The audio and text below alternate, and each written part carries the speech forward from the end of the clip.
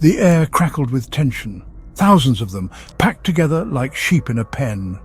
I, Brigadier General Reginald Dyer, was responsible for peace, for order.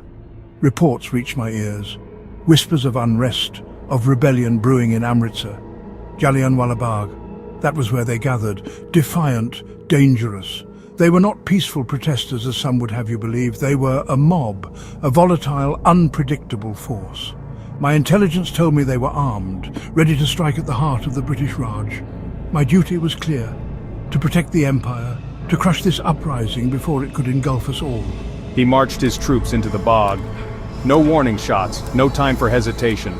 To fire upon them was not a decision he took lightly. It was a necessity, a show of force meant to prevent further bloodshed. The Empire was built on such decisive action. History would prove him right. Gunfire ripped through the air, not a warning but a death sentence. We were trapped, mothers clutching their children, fathers shielding their families. Panicked screams filled the air, drowning out even the deafening roar of the rifles. They were unarmed, peaceful, there to protest, to make their voices heard. But their voices were silenced that day, swallowed by the dust and the dying, the well, a watery grave for those seeking escape. Bodies piled upon bodies, a horrifying testament to the brutality unleashed upon us. My brother, my sister, my parents, all gone, massacred in cold blood, and for what? For daring to dream of a free India, for daring to challenge the might of an empire built on our backs. Their lies cannot hide the truth. We were innocent, we were unarmed, we were massacred. Our blood stains the ground, a permanent reminder of the horrors inflicted upon us. But from the ashes of our suffering, a new India will rise. An India free from fear, free from oppression. An India that will never forget the sacrifice of Jallianwala Bagh.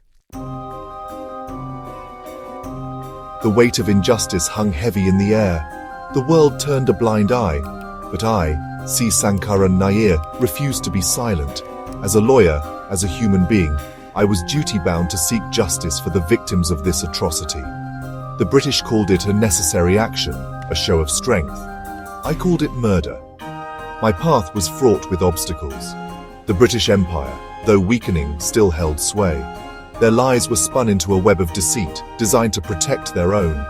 I faced opposition at every turn, my motives questioned, my integrity attacked. But I pressed on, fueled by the burning desire for truth. The lack of evidence was a gaping wound. No photographs, no confessions, only the hushed whispers of a community living in fear.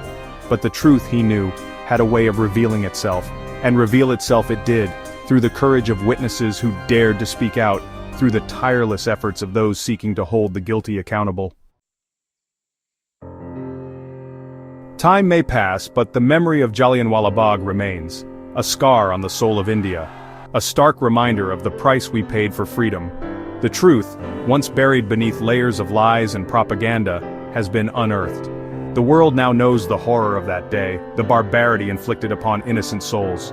General Dyer claimed he was upholding order, but there is no order in cold-blooded murder. There is no peace in the shadow of tyranny. The British Empire, built on exploitation and violence, was crumbling. Jallianwala Bagh was a desperate attempt to cling to power, a final, brutal act of defiance. But from the ashes of their empire rose a new India, stronger, more determined. The spirit of Jallianwala Bagh lives on, a beacon of hope and inspiration. It serves as a reminder that even in the face of unimaginable cruelty, the human spirit will endure, that the fight for justice, for freedom, is a fight that must never be abandoned.